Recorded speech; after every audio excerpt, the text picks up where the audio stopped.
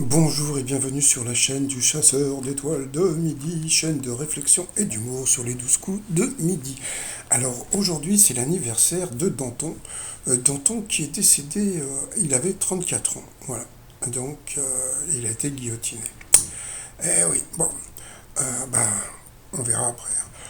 Jean-Luc Reichmann, toujours aussi coiffé. Le maître de midi, 292 000 et des poussières. On a vu comme il était bébé. Qu'est-ce qu'il était mignon au coup d'envoi la première question. Quel nom donne-t-on à la période qui sépare les deux scrutins d'une élection?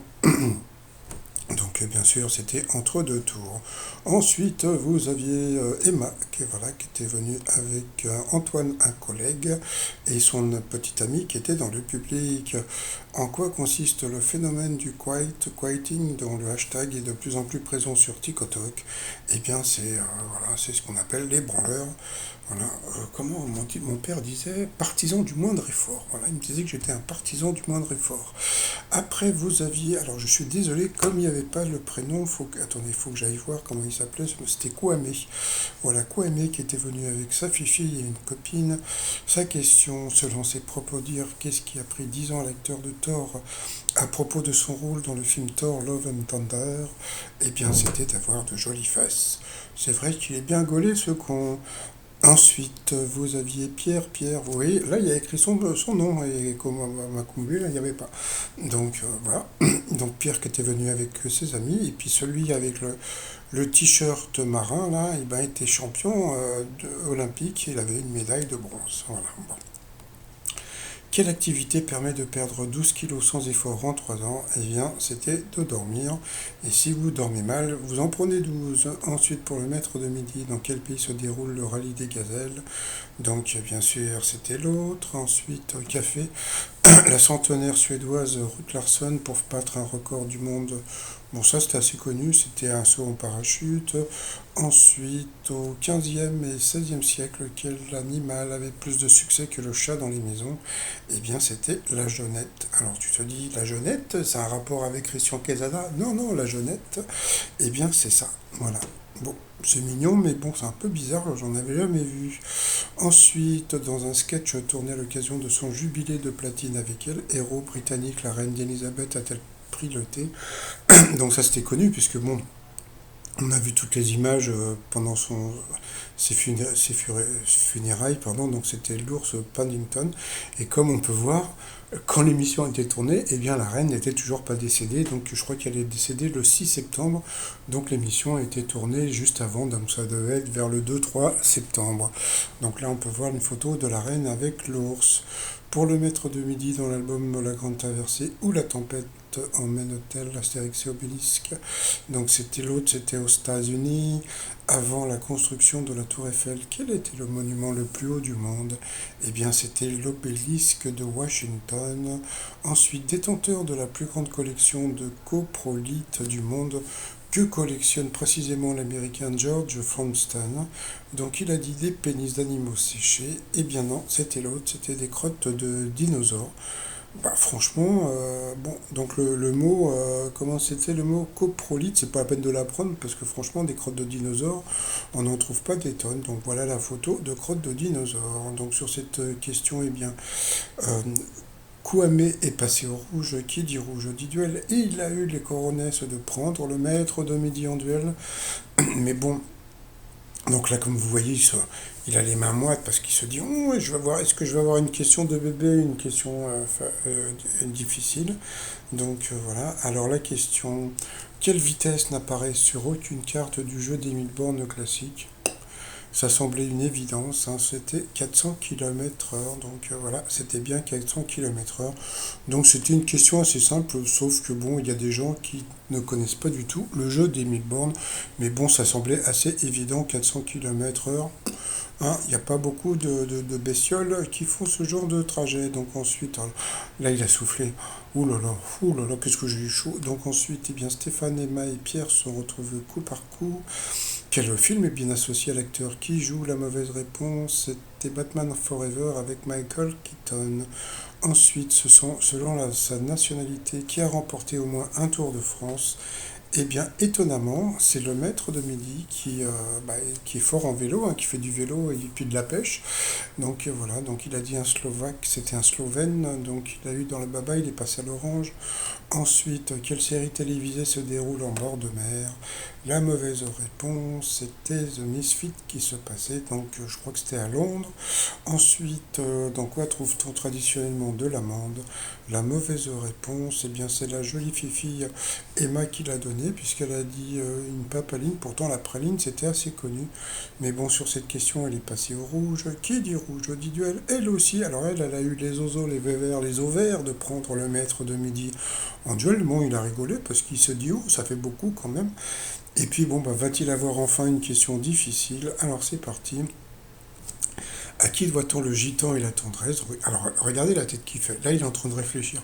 Je ne sais pas si vous vous rappelez, il n'y a pas très longtemps, il a pleuré parce que Jean-Luc Reichmann lui avait mis la fameuse chanson de Mon vieux, vous savez, avec un bar dessus, rappé, etc.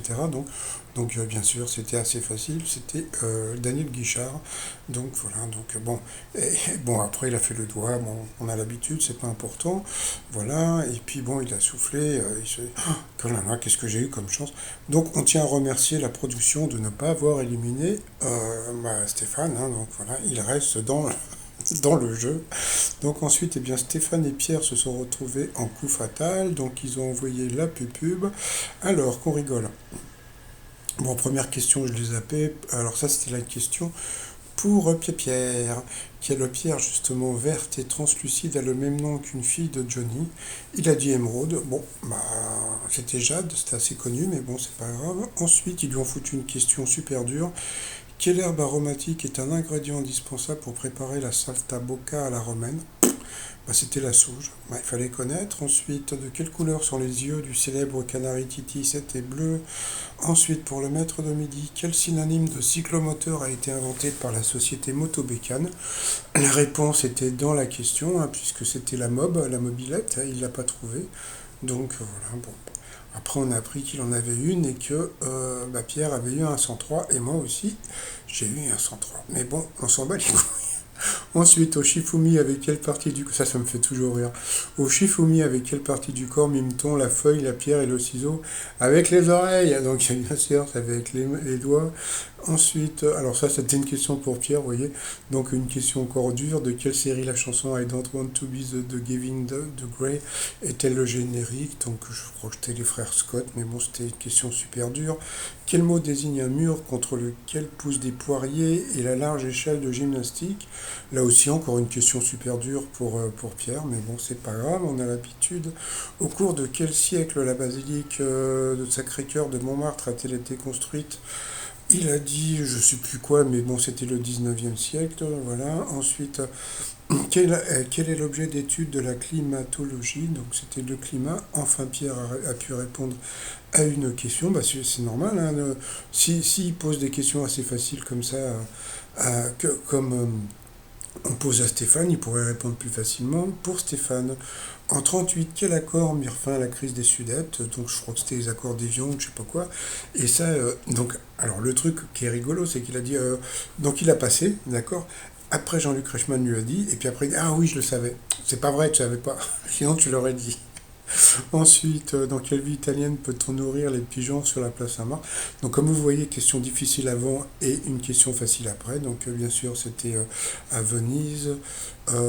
Donc, ça, c'est une question pour Pierre. Donc, quel film Vincent Lagaffe joue-t-il Monsieur Guy? Donc, je crois que c'était L'Incruste, ou je ne sais plus comment il s'appelait ce film. J'avais travaillé sur ce film en plus, qui avait été une vraie banane.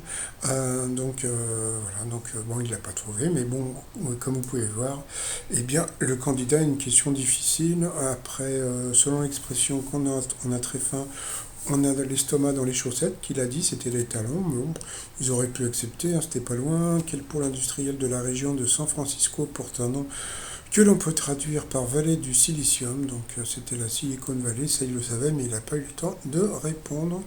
Donc comme on peut voir, le maître de midi, il lui restait 30 secondes et il a fait un doigt. Alors maintenant, je crois que j'ai compris, hein. Le doigt au départ, on pensait que c'était pour son papa. Non, non, non, non. C'est pour la production, parce que j'ai vu que la production des 12 coups de midi, ils sont en étage.